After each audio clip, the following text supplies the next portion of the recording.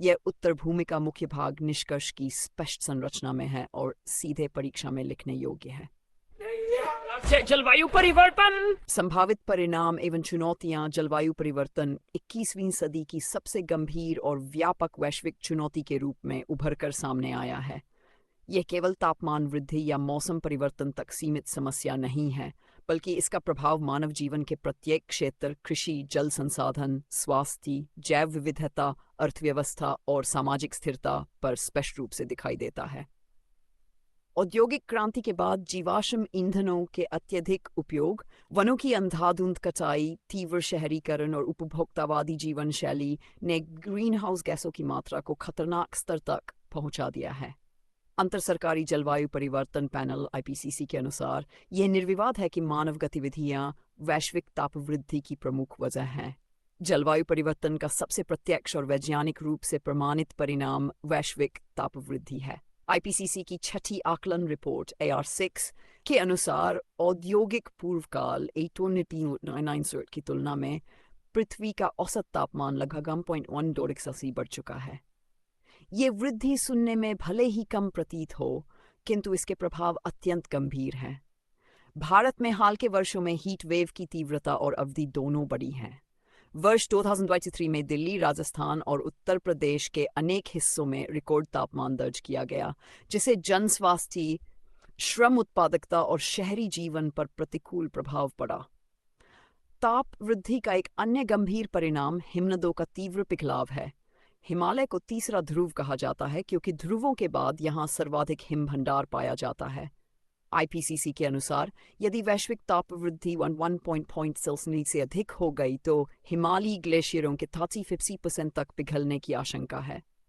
उत्तराखंड का गंगोत्री ग्लेशियर निरंतर पीछे हट रहा है, जिसका सीधा प्रभाव गंगा नदी के दीर्घकालीन जल प्रवाह पर पड़ेगा।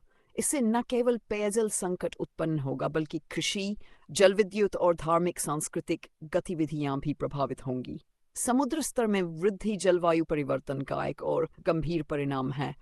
IPCC के अनुसार 901 से D3 मार्च के बीच वैश्विक समुद्र स्तर में लगभग 10 सेंटीमीटर की वृद्धि दर्ज की गई है। यदि वर्तमान उत्सर्जन प्रवृत्ति जारी रही इथालीन तक समुद्र स्तर में 0.6 से 1.1 मीटर तक की वृद्धि संभव है। भारत के तटीय क्षेत्रों, विशेषकर सुंदरबन डेल्टा में भूमि कटाव, खारे पानी का अंतर्देशीय प्रवेश और जनसंख्या विस्थापन की समस्या बढ़ती जा रही है। सुंदरबन के कुछ द्वीपों का समुद्र में विलीन हो जाना जलवायु परिवर्तन के मानवीय प्रभावों का जीवंत उदाहरण है। जलवायु परिवर्तन का प्रभाव कृषि और खाद्य सुरक्षा पर भी अत्यंत गहरा है।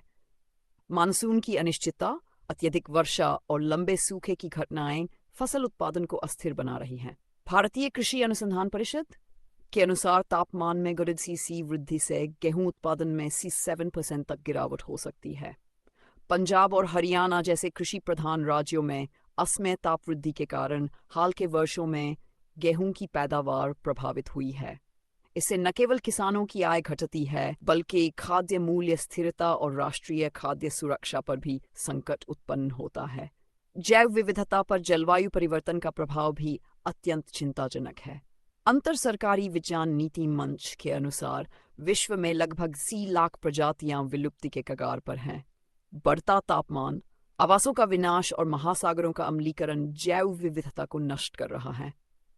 ग्रेट बैरियर रीफ में कोरल ब्लीचिंग तथा भारत में सुंदरबन के मैंग्रोव व हिमालयी पारिस्थितिकी तंत्र का क्षरण इसके प्रमुख उदाहरण हैं। मानव स्वास्थ्य के क्षेत्र में भी जलवायु परिवर्तन गंभीर चुनौती बन चुका है।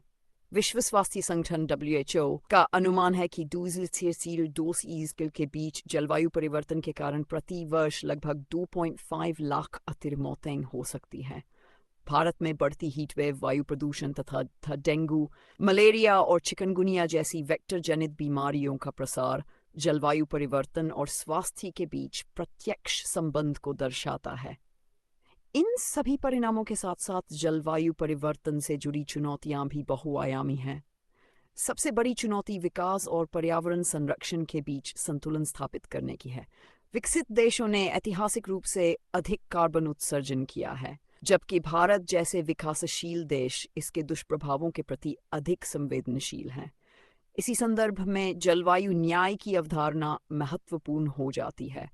जिसके अनुसार ऐतिहासिक उत्सर्जन के अनुपात में जिम्मेदारी तय की जानी चाहिए। नीतिगत स्तर पर भारत ने 2020 तक नेट जीरो उत्सर्जन का लक्ष्य निर्धारित किया है। राष्ट्रीय सौर मिशन, अंतर्राष्ट्रीय सौर गठबंधन और हरित हाइड्रोजन मिशन जैसे प्रयास स्वच्छ ऊर्जा संक्रमण की दिशा में महत्वपूर्ण कदम है, किंतु वित्तीय संसाधनों की कमी, प्रौद्योगिकी हस्तांतरण और जन जागरूकता की कमी अभी भी प्रमुख चुनौतियां बनी हुई हैं। इस संदर्भ में महात्मा गांधी का कथन अत्यंत प्रासंगिक है। पृथ्वी मनुष्य की आवश्यकताओं को पूरा कर सकती है, परंतु उसके लालच को नहीं। अंततः जलवायु परिवर्तन के संभावित परिणाम मानव सभ्यता की स्थिरता और अस्तित्व दोनों के लिए एक गंभीर चुनौती प्रस्तुत करते हैं। इसका समाधान केवल सरकारी नीतियों या अंतर्राष्ट्रीय समझौतों से संभव नहीं है, बल्कि इसके लिए व्यक्तिगत व्यवहार परिवर्तन, सामाजिक चेतना और वैश्विक सहयोग अनिवार्य है। मिटिगेशन और अनुकूलन, एडेप्टेशन की समन्वित रणनीति अपनाकर ही सतत विकास का मार्ग प्रशस्त किया जा सकता है। यदि समय रहते ठोस और निर्णायक कदम नहीं उठाए गए, तो आने वाली पीढ़ियां हमें एक असुरक्षित और असंतुलित भविष्य सौंपने के लिए उत्तरदायी ठहराएंगी।